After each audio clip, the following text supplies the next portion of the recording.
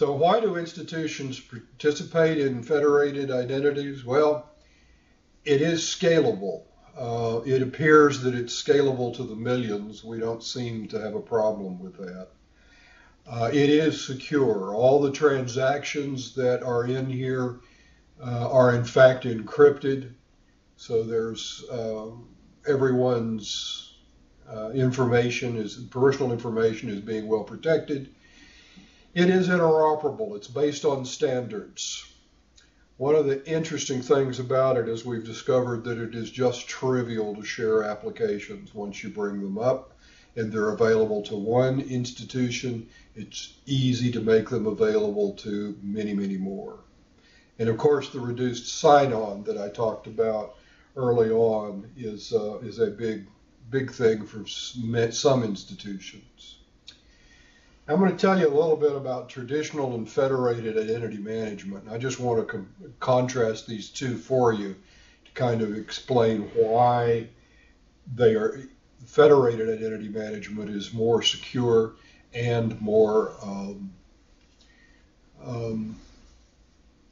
useful to us.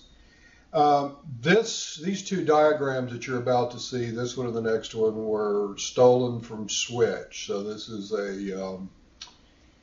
which is the Swiss higher education institutions. They have come up with some very nice diagrams that help us understand some of these things.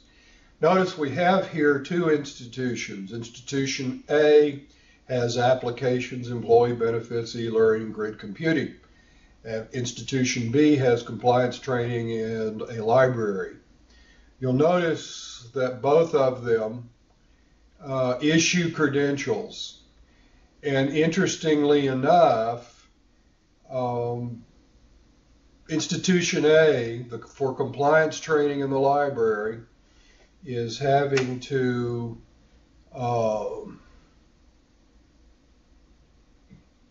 it's issuing its credentials, which it's having to somehow or other give to someone at Institution B, probably the compliance office, and they put in that logon ID and password.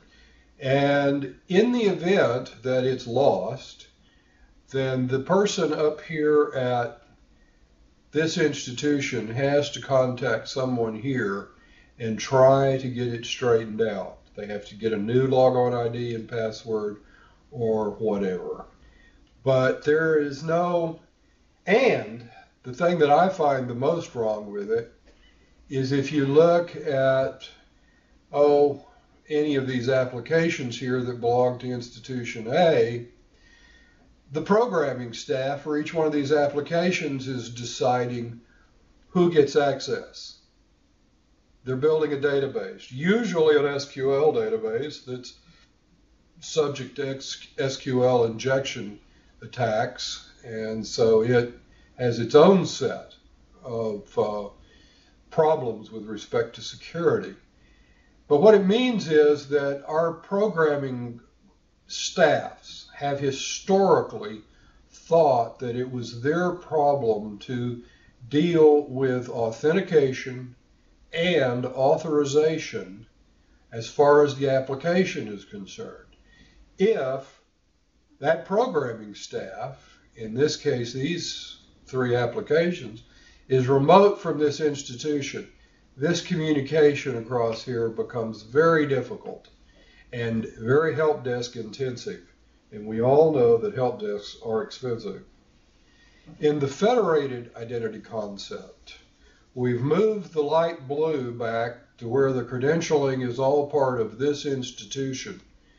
And so it's not being assigned anymore by the programmer.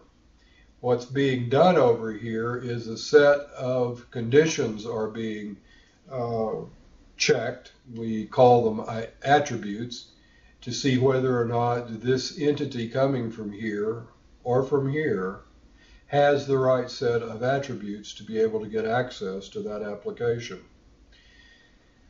And this is the difference. We have now split the credentialing completely away from the authorization. such that the credentials are associated with the institution. They're not associated with the application. Consequently, if someone leaves institution A, who had access to compliance training and no longer should have, institution will know that long time before institution B ever does. And so this is all managed then much better in terms of providing services to the end user and managing the end user for transitions such as leaving the institution. Now, just to emphasize what is necessary here, we have two fundamental components, and I have really abstracted these back to the very basic. But there is technology that is available from Internet2. It's known, it's easy to get, it's gotten to be much easier to install, operate, and so on. Policy, however, is still complicated and still evolving.